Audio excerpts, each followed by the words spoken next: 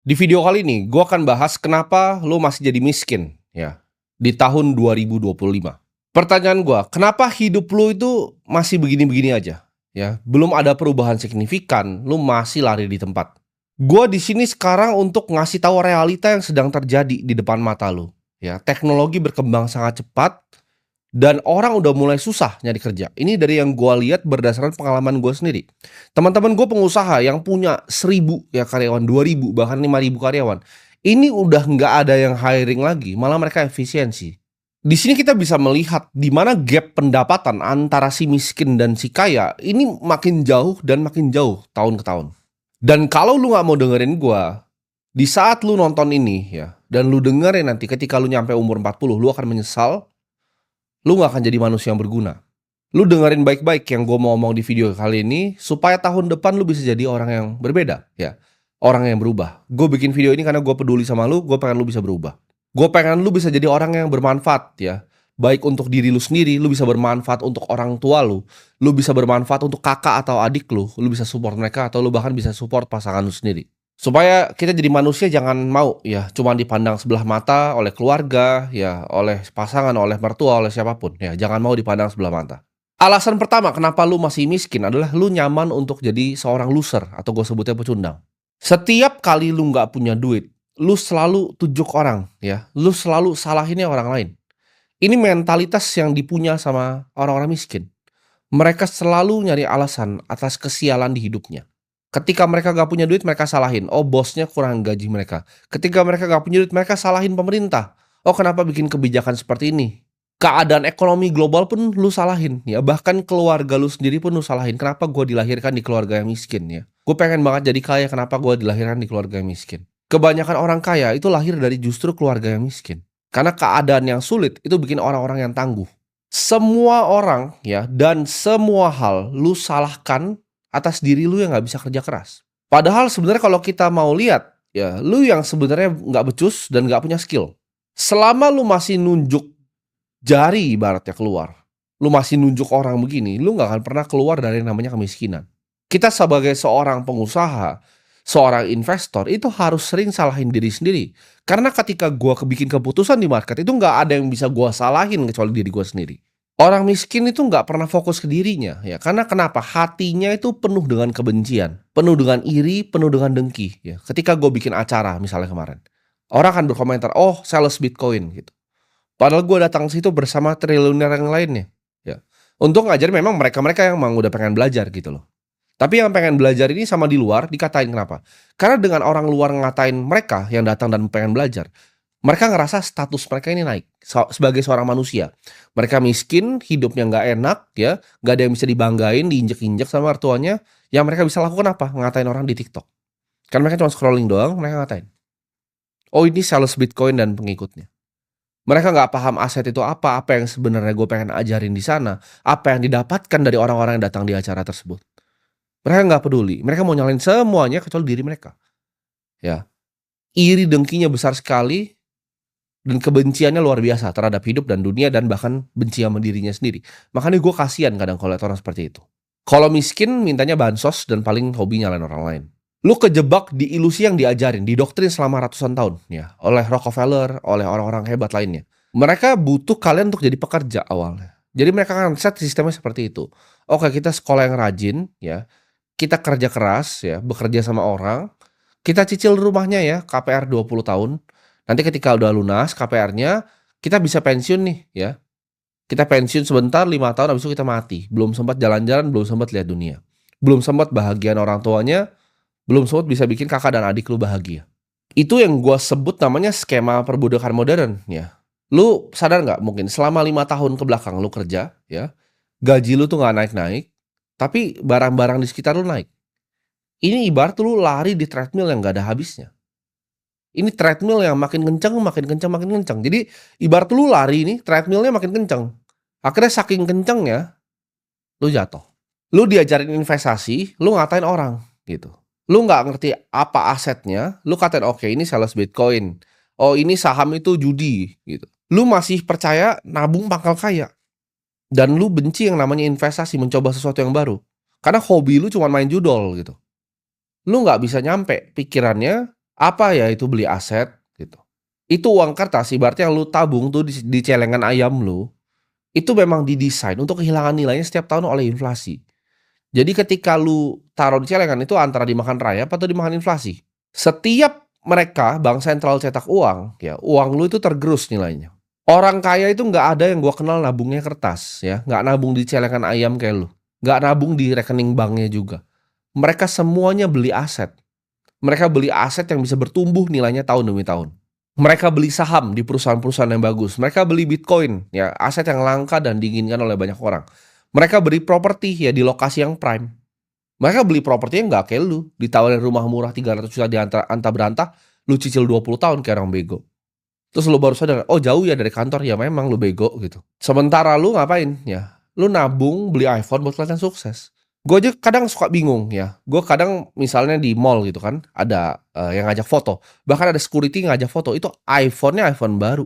Gue aja pakai iPhone berapa ini? Udah lama banget gue nggak ganti. Dia pakai iPhone yang baru yang warna oranye itu.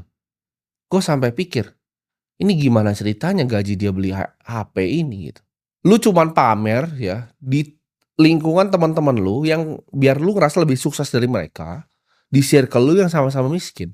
4 orang miskin ketemu, lu nongkrong di sana, percayalah lu jadi orang miskin kelima. Itu mentalitas konsumen yang harus lu buang, jangan lu gampang lu lihat cuman barang baru langsung beli. Mindset-nya lu harus ubah dari konsumen menjadi seorang investor. Oke, cuman nonton konten gimana caranya jadi gue jadi kreator gitu. Lu daripada ikutin bapak emak lu ya cuma nabung di bank, deposito lagi, kenapa nggak pikir, "Oh gimana ya cara gua analisa saham perbankannya? Gimana caranya gue jadi pemilik nih dari perusahaan ini? Apa aja sih yang gue harus pelajarin? Oh kalau misalnya kita nabung di saham A, bank A, cost of fund-nya berapa? Oh bank A lebih murah ya dibanding bank B. Oh bank B tapi punya kreditnya mikro, ya, punya pegadaian juga," gitu. Oh bank C itu loan-nya banyak korporat ya. Oh dari A, B, C ini yang paling bagus yang mana? Yang dana murahnya paling banyak yang mana? Yang return on equity-nya yang paling banyak mana? Return on net tangible asset-nya mana? Gitu. Kalau ini yang gue sebut-sebut aja lu nggak ngerti, lu gimana caranya jadi orang kaya? Lu semua itu hoki. Lu hidup di era perubahan dan transformasi teknologi terbesar gue sebutnya dalam sejarah manusia. Cuman lu sia-siain semuanya, ya informasi yang lu dapatkan seperti ini lu sia-siain. Ilmu-ilmu yang lu bisa dapatkan gratis dari internet lu sia-siain. Lu anggap diri lu pintar, lu arogan dan lu ngatain mereka yang mau belajar. Ini era yang lu hoki banget, lu bisa nonton seperti ini tuh hokinya luar biasa ya. Gue ketika awal mulai, gue akan bayar berapapun untuk bisa nonton video seperti ini untuk dapat mindset dari seorang triliuner. Lu tinggal nyalain kamera, pencet keluar. Butuh puluhan ataupun ratusan buku orang yang ditulis sama bilioner luar negeri, biar gue bisa dapat ilmu yang gue sharing di sini nih, gue kasih ke lu, gitu. Itu waktu membacanya, jumlah bukunya itu luar biasa. Dulu untuk menjadi kaya, ya lu harus punya karyawan banyak, lu harus punya 500 karyawan, 1.000 karyawan, 2.000 karyawan. Lu harus bikin pabrik, ya, lu harus ngerti manufacturing, lu harus ngerti manajemen manusia. Era sekarang lu cuman butuh HP dan koneksi internet dan lu masih nggak bisa kaya, lu memang udah ditakdirin untuk jadi miskin. Apa yang lu lakukan dengan semua teknologi itu, ya? Lu cuman lihat algoritma itu jadi bagian yang makan hidup lu. Lu cuma never ending scrolling aja sampai otak lu jadi bego, jadi brain rot otak lu. Lu lihat orang kaya sedikit lu maki, ya kan? Lu lihat artis lu maki, lu lihat pemerintah lu maki, nggak ada yang nggak lu maki kecuali diri lu sendiri. Mungkin hidup lu emang udah cuma penuh sampah, jadi cuma itu yang lu bisa lakuin. Bantu orang nggak pernah, bantu orang tua nggak pernah, cuman bisa nyalain orang lain. Ada anak ya, 18 tahun, ya gua kenal, ada podcastnya juga di tempat gua. Itu bikin uang 1 miliar gitu kan, 18 tahun. Dan lu masih skeptis, "Oh ini masih bisa nggak ya?" Gitu. "Oh ini orang mau nipu gua nggak ya?" Gitu. Gue juga kenal ada anak muda ya, sekarang sih udah jago dia, investor juga dari zaman gue belajar sama gue dari umur 16 tahun.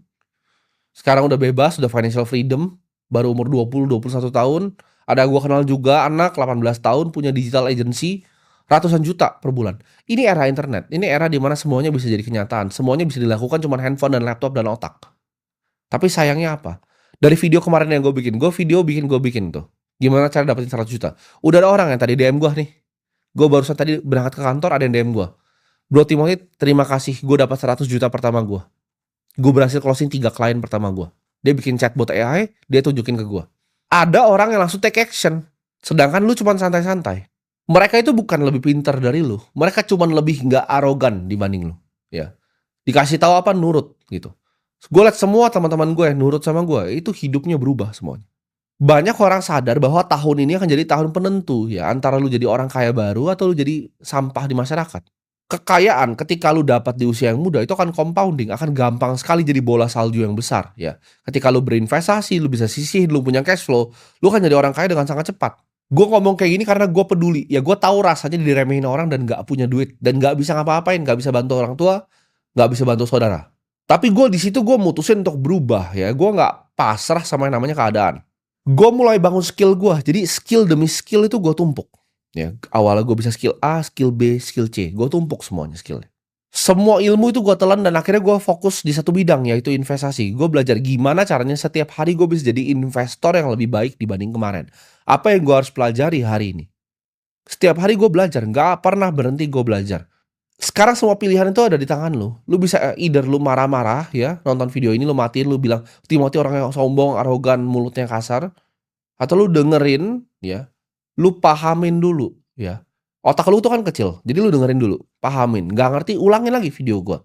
Ulangin 5 kali, 10 kali lu ulangin. Either lu marah-marah kayak tadi atau lu terima tamparan ya bahwa video-video gue ini bisa merubah hidup lu. Sebelum lu tidur lu dengerin, bangun tidur lu dengerin. Nggak apa-apa, lu mau dikatain temen lu nggak apa-apa. Cuman percaya yang selalu dengerin gue hidupnya berubah ya, dan gue udah lihat. Gue senang bikin video seperti ini karena gue kasih tahu tuh gimana caranya bikin 100 juta per bulan. Udah ada yang DM gue hari ini ya. Jadi dalam waktu kurang dari 2 minggu udah ada yang action dan udah ada yang berhasil. Ini gue kasih tahu ya buat lu anak-anak muda ya, terutama yang masih di bawah 30 tahun. Kalau di atas 30 tahun biasanya udah nggak punya harapan kalau masih jadi gembel. Di bawah 30 tahun ya, kalian masih punya waktu untuk putar balikin hidup lu. Jangan nanti lu lihat diri lu ngaca umur 55, umur 60, ya hidup gue jadi cuma jadi seorang pecundang. Lu kalau mau serius bangun kekayaan real, gue selalu bilang ya, yang pertama, fondasi pertama, cash flow is king. Lu harus punya cash flow ya. Tumpuk skillnya, pelajarin skillnya, cari satu bidang yang lu bisa tempa sampai dalam. Lu kalau bahkan ngerasa, kemarin gue lihat kan, ada yang bilang, oh 1.000 orang dikali 17 juta, jadi dia dapat 17 miliar dalam sehari. Ya elah 17 miliar gitu kan.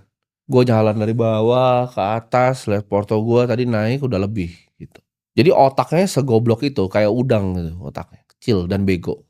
Lu kalau emang ngerasa bahwa oke, lu bisa kaya dari jualan kelas, pertanyaan gue cuma satu, kenapa banyak penjual kelas miskin? Kedua, kenapa nggak lu ikutan jualan kelas? Kan kasihan tuh orang tua lu di rumah masih miskin. Coba dong lu jualan kelas. Gue juga sering gitu kan, dengar orang komplain, dia kerja di digital marketing agency, dia komplain bahwa influencer enak banget ya, sekali posting dibayar 20 juta. Lu nggak tahu ya, monyet-monyet kayak lu tuh nggak tahu influencer itu keringat dan darahnya ini dicurahkan ke dalam video-videonya. Dia mungkin 2 tahun pertama nggak dapat viewer gitu. Dia nge-live tiap hari nggak dapat viewer. Terus ketika dia mau endorse dia minta 20 juta, lu bilang enak banget hidupnya. Manusia kan kayak begitu. Jadi step pertama lu kumpulin dulu ya skill-nya, cash flow-nya. Ketika lu bisa kumpulin cash flow, lu harus berinvestasi. Ini rahasia yang jarang gua share dari dulu ya. Jadi investasi itu simple caranya. Gua pakai 3 metode ya. Metode yang stabil, metode yang asimetris, dan metode yang moonshot. Jadi artinya apa? Gue suka ada investasi yang stabil. Contohnya, lu bisa beli perusahaan yang stabil seperti Bank BCA. Lu bisa beli misalnya obligasi negara Indonesia yang stabil. Yang kedua, asimetris. Stabil itu artinya apa? Penurunannya ini kemungkinan lu ruginya kecil, tapi kenaikannya juga relatif lebih kecil. Ya. Jadi kayak Bank BCA nggak mungkin bisa bangkrut. Indonesia mesti hancur dulu sebelum dia bangkrut, tapi kenaikannya juga sedikit gitu. Mungkin by 2045 sahamnya bisa Rp40.000 gitu. Kenaikannya kena cap. Sedangkan yang kedua ya, investasi yang kedua itu yang asimetris. Downside-nya bisa jauh, bisa turun 70%, tapi naiknya juga bisa jauh banget 700%. Itu jawabannya Bitcoin gitu, asimetris. Moonshot ini apa? High risk, high reward. Jadi lu berinvestasi lu bisa hilang semua. Contohnya gue berinvestasi untuk bikin exchange. Itu bisa hilang semua tuh duitnya, ya. Kalau salah manajemen, salah operasional tuh bisa hilang semua duitnya. Tapi kalau misalnya gue benar, itu bisa jadi misalnya Coinbase Indonesia. Jadi 3 jenis investasi, satu yang stabil ya, satu yang asimetris, satu yang moonshot. Ini ketika lu balance ya. Karena Charlie Munger selalu bilang, lu cuma butuh 3 kok. 3 aset tuh udah lebih dari lu cukup seumur hidup lu. Nggak usah pilih banyak-banyak ya. 3 yang lu ngerti, lu pahamin, lu kerja dapet cash flow, taruh di 3 itu, udah hidup lu mantap. Jadi stop untuk jadi pecundang ya, kurangin arogannya, and see you on top.